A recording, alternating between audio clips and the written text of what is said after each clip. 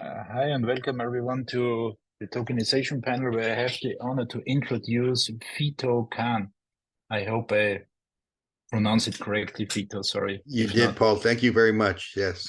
Okay, Fito is a senior partner at Multimedia Partners LLC and the founder of Cryptocurrency Education Today, specializing in web development and cryptocurrency education. He's authored several books on cryptocurrencies and created an online course for beginners. With a BSc from the University of Texas and an MA in Media Studies, Fito is an active participant in the crypto community, often speaking at events to educate about cryptocurrencies and potential. Today, he wants to talk about the OG Bitcoin to us. So, Fito, the stage is yours. I mute myself and turn my video on to off to keep the focus on you. All the best. Thank you. Thank you very much. I'm going to go ahead and share my screen and see if we can get this to work.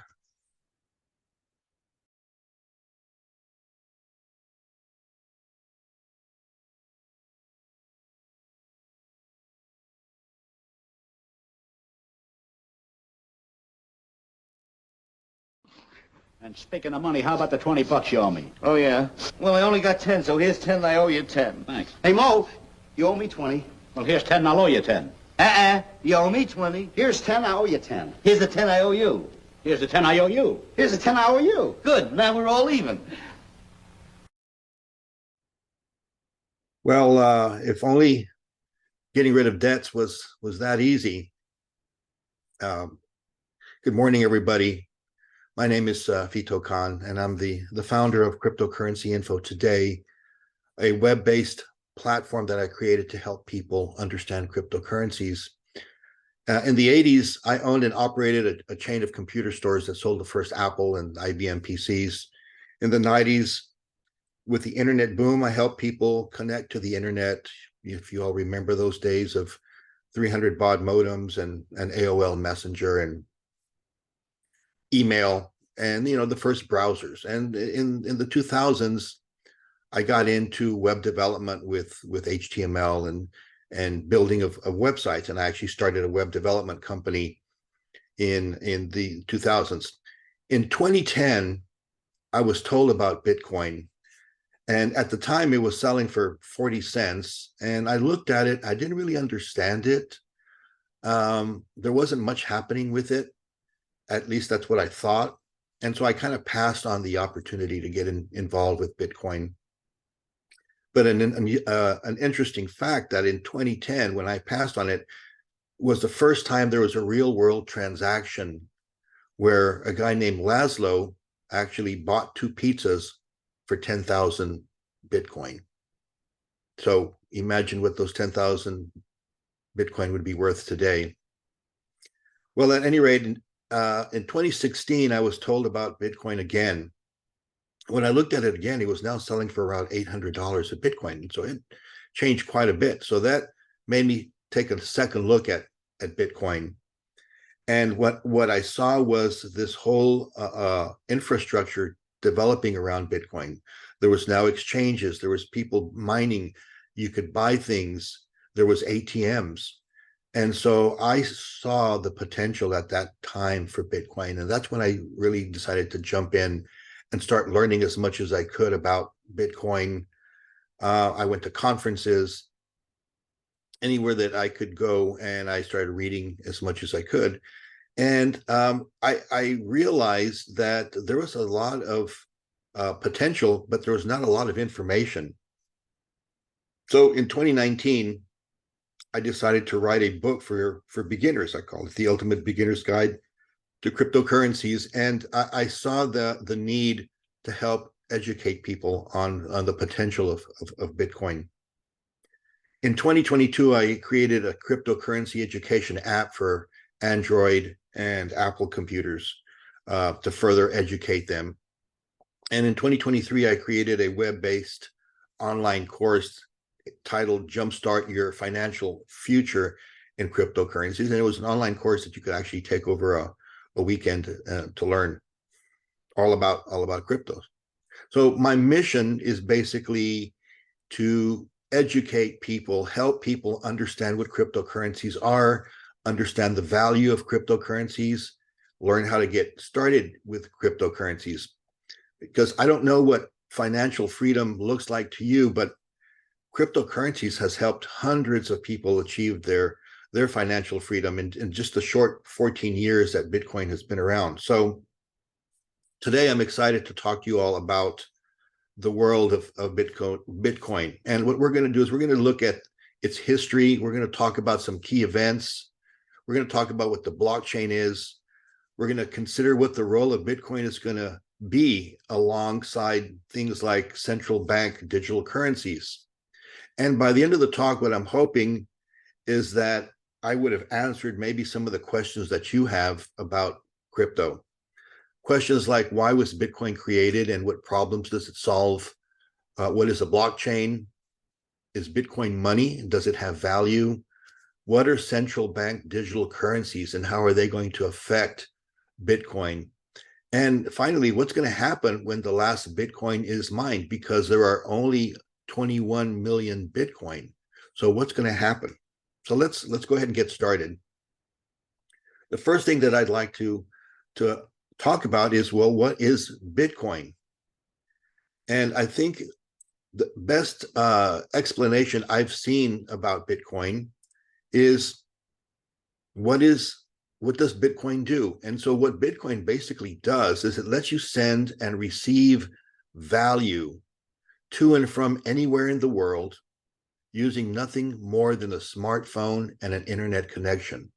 And this is very revolutionary. And why is that? Well, because unlike every other tool for sending money over the internet, it works by not having to trust a middleman. And this lack of any corporation between the transaction means that Bitcoin is the first public digital payment infrastructure available to anyone, and it's not owned by a single entity. And that's very, very, very liberating. The creation of Bitcoin and the blockchain is often viewed as one of the most disruptive technological achievements of the 21st century. So why was Bitcoin created? Well, if you think about what was going on in 2007 and 2008, there was a very severe economic global crisis happening. Countries all over the world were losing money. The stock market was down. And it was in this environment that a person, we believe a person, or possibly several people, calling themselves Satoshi Nakamoto, were working on a project. And they'd been working on a project for a while. And this project, I think, became accelerated with this economic or potentially economic collapse that was happening all over the world. So Monday, January the 3rd, 2009, a UK newspaper ran a headline called "Chancellor on Brink of Second Bailout for Banks."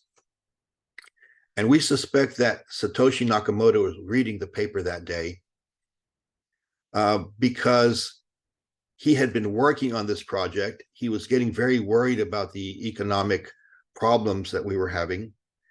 And he actually, in his code, when he was creating the code for Bitcoin,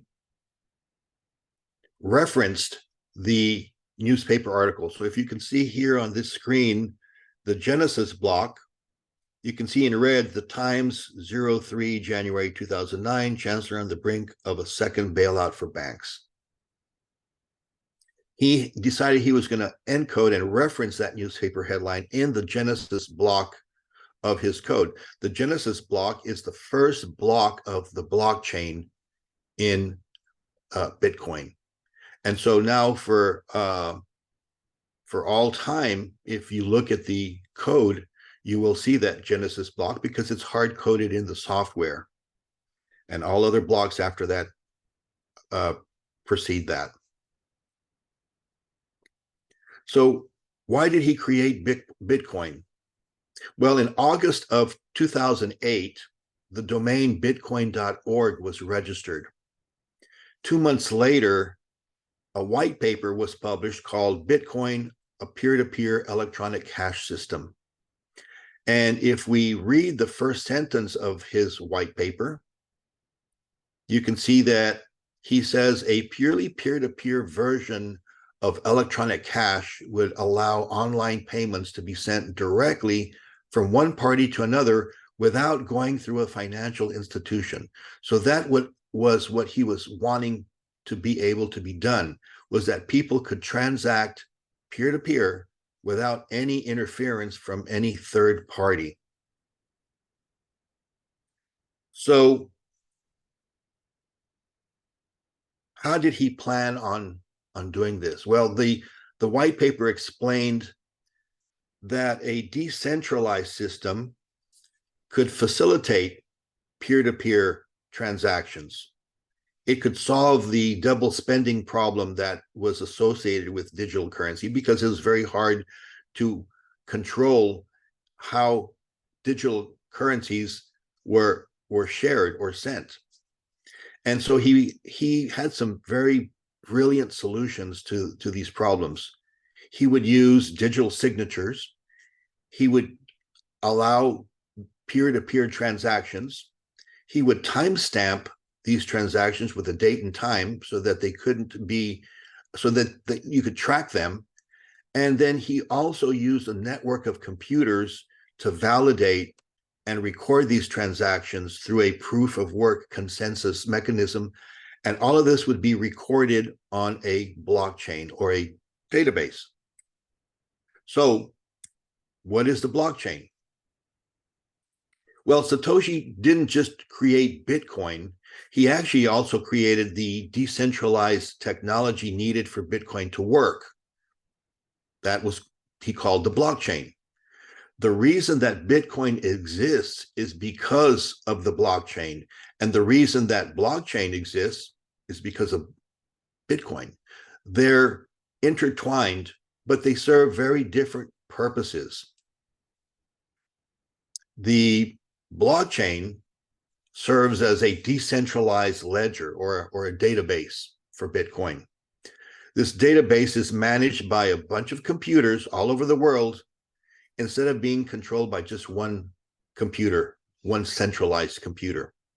And that's a very important feature of Bitcoin. It's decentralized. Blockchain allows people to transact directly with one another. That was Satoshi's mission, to eliminate the middleman. You'll often hear that the blockchain is persistent, transparent, public, and an append-only online ledger. And that's important. Append-only is the key. That means that once you added the information to the blockchain or to the database, it could not be altered. And this was an important feature of the blockchain. Satoshi had to make sure that once a transaction was added, it could not be changed. And all of these additions, all of these transactions were managed collectively by the people running the software, the miners. They worked together to reach consensus on the accuracy of the data. So what problems does Bitcoin solve? Well, before Bitcoin, it was impossible to send money digitally from one person to another without going through a middleman, such as a bank or Western Union, MoneyGram. Anytime you needed to send money, you had to go through a third party. And usually these third parties wanted a piece of the action. They all charged fees. They also sometimes imposed limits on how much you could send. And if you all ever sent money, you knew that sometimes it took a while, and you had to let people know when the money was coming. They had to wait for it. There was lots of hoops that people had to jump through to send money. So Bitcoin solved one of those problems. It also eliminated, in addition to the need for intermediaries, it gave people global access. Anyone with an internet connection and a smartphone could now send and receive funds. So it empowered the unbanked and the underbanked populations all over the world. We're very fortunate here in the US that we have access to banks, but there's still probably around 10% of the US population that doesn't have banks. Well, imagine the amount of people all over the world that don't have banks and need to be able to transact. The other thing that Bitcoin solved was the reduction of transaction costs.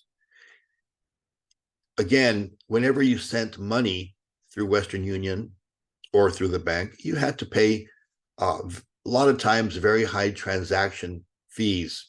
Well, Bitcoin eliminated the high cost of these transaction fees. And you know that there's a lot of cross-border transactions happening, people sending money to other countries. Well, Bitcoin eliminates a lot of those fees. The other thing that Bitcoin does is it provides a transparent and a ledger of all transactions, and those ledgers cannot be changed. So once a transaction is recorded, it's there permanently. And so that gives you a very high level of security against fraud or tampering. It also reduces the risk of disputes. The other thing that Bitcoin does is it acts as a protection against inflation. There's only going to be 21 million Bitcoins ever. So it's not going to be like the government that can continually produce more and more dollars, because the production of more and more dollars into the economy causes inflation. And one of the problems that we have is that our dollar keeps going down and down in value. With Bitcoin, you're only going to have 21 million. So there's no way of ever producing more Bitcoin. Bitcoin also gives people the ability to participate in this new economy. You're not going to be excluded. One of the problems that people have is that they cannot get into a bank. They cannot use banking services. Well, with Bitcoin, all you need is an internet connection and a digital wallet, and you can send and receive money regardless of your location or your economic status. And finally, Bitcoin is censorship resistant. And what I mean by that is that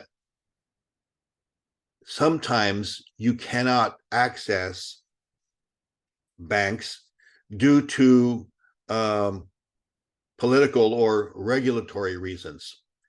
So Bitcoin empowers individuals to have full control of their funds. The government cannot take your money away. The government cannot close a bank and leave you hanging without any funds. So does Bitcoin have any value? That's a question that I get asked a lot. Well, the first thing we need to ask ourselves is, what is money? Is money gold? Is money salt? Because throughout time, money has been different things to different people.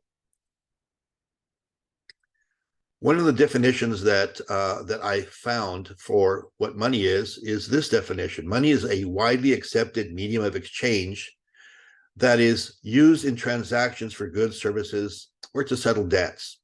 It serves as a unit of account, a store of value, and a standard of deferred payment. In its physical form, money can be coins or banknotes, but it can also exist in digital form as electronic money. So is Bitcoin money? Well, the IRS defines virtual currency for tax purposes as being a medium of exchange, a unit of account, or a store of value other than the US dollar or federal currency. So it's important to note that they don't consider Bitcoin as legal tender, which is the money that is issued by the government. But what's interesting is June 9th of 2021, El Salvador became the first country in the world to adopt Bitcoin as legal tender. And I think what we're going to see is that more and more countries are going to start looking at the possibility of allowing Bitcoin to also be legal tender in their country. So does Bitcoin have value? I would say, is it a store of value? Yes. Is it recognized as a unit of account? Yes. Is it accepted as a medium of exchange? Yes. You'll see that there's some other definitions that are required for something to be considered money: scarcity, divisibility, acceptability, portability, durability. And I think that Bitcoin obviously has all of those qualities or all of those features. So what are central bank digital coins? We're hearing a lot about CBDCs now. And so a CBDC is a digital currency that's issued and backed by the central financial authority or government. In June of 2022, our Federal Reserve Chairman Jerome Powell said that the US central bank plans to recommend to Congress how to advance a potential central bank digital currency. In other words, they're looking at how they can come up with their own digital dollar. One question around the CBDCs is, do we want a private stablecoin to wind up being the digital dollar? He said, I think the answer is no. If we're going to have a digital dollar, it should be a government guaranteed money, not private money. We've seen what happens with government guaranteed money. And so there's a lot of questions about central bank digital coins. Here are some of the concerns that people have addressed, because even though CBDCs are new, there's over 130 countries now looking at how they could develop their own CBDC. But we have to ask a couple of questions. Can the government control how much we can spend of our digital dollar? Could the government restrict or cancel our purchases? Can the government monitor and see what we're buying? Will I need some type of special wallet to receive payments of these digital dollars? And how are the banks going to be involved? So we need to be looking at these CBDCs, and we need to be asking ourselves questions and asking the government how they plan to roll out this CBDC to us. In other words, what privacy features will these CBDCs have? Who's going to have permission to access the data? Because now all of this data is going to be on some type of database, some type of ledger. Is that ledger going to be public, or is it going to be private? Who's going to have regulatory oversight over these CBDCs? And are the transactions going to be anonymous? And if not, who's going to be able to see these? So there's lots of countries now that are rolling out these CBDCs. You can see Australia, Brazil, Canada, China, India, Japan. They all have projects in place. China is probably one of the countries that is the most advanced in this CBDC world. They recently bought 1 million barrels of crude oil using their digital CBDC, and they bought $1.8 trillion worth of oil using this new currency. So this is happening now, and it's only going to get bigger and bigger as more countries start to develop their own digital coins. So finally, let's talk about Bitcoin's future. Bitcoin has seen its price go from fractions of a penny to almost 69,000 in November of 2021. It was the best performing asset class for the past decade, with returns of almost 230% during the past 10-year period. So what's the future of Bitcoin? Well, what happens when the last Bitcoin is mined is there's going to be lots of new changes coming. There's something called a halving, and the halving takes place every 4 years. And at every 4 years, the amount of Bitcoins that a miner gets for creating blocks gets cut in half. So you can see the first halving was from 50 Bitcoins to 25 Bitcoins. The third halving happened in 2020, and Bitcoin went from 12.5 to 6.2 Bitcoins. So this is what a miner gets every time he's mining Bitcoin. So you can see the amount of Bitcoin that a miner gets is slowly being reduced. And that's kind of an important feature. When the last Bitcoin is mined, several things are going to happen. Number one, there's not going to be any more Bitcoin after 2140. So what's going to happen to the miners? Well, the miners are going to transition from mining to get Bitcoin to strictly transaction fees. Right now, they're getting rewarded by getting Bitcoins, but also they also get rewarded for validating and adding new blocks, and they also get paid for these transaction fees. So miners are going to switch from getting Bitcoins to getting transaction fees. And there's going to be some competition between miners now because of that. And that could either help Bitcoin users because of the fees are going to be probably dropped through competition. But there's also going to be an increased scarcity and a potential price impact on Bitcoin because there's not going to be any more Bitcoins. So the ones that are in circulation are going to be bought through supply and demand. The long-term viability of Bitcoin is very good because Satoshi Nakamoto planned Bitcoin to transition from blockchain to fee-based. There's also going to be a lot of technological advancements in the next 100 years. So we don't really know what's going to happen with Bitcoin. We can kind of project and guess, but it's important to realize that nobody knows what's going to happen when the last Bitcoin is mined. That's going to be 117 years from now. So who knows what's going to happen? But hopefully by then we're going to be living like the Jetsons in spaceships and rocket ships, and more than likely we're not going to be using paper currency or coins any longer as money. So thank you. I hope I answered some of your questions that you had. Feel free to contact me. You can always reach me at vito@cryptocurrencyinfo.today or at my website, cryptocurrencyinfo today. Thank you very much. Vito, thank you for this awesome presentation. It was very insightful. If you want to reach him, just go to our website, DAOsNext.global, and see at the speaker lineup. Here you find the social media links to contact Vito, or you send us an email at office@DAOsNext.global, and we forward this to Vito. Vito, thank you so much. Thank you very much. All the best. Take care. Bye-bye. Bye-bye.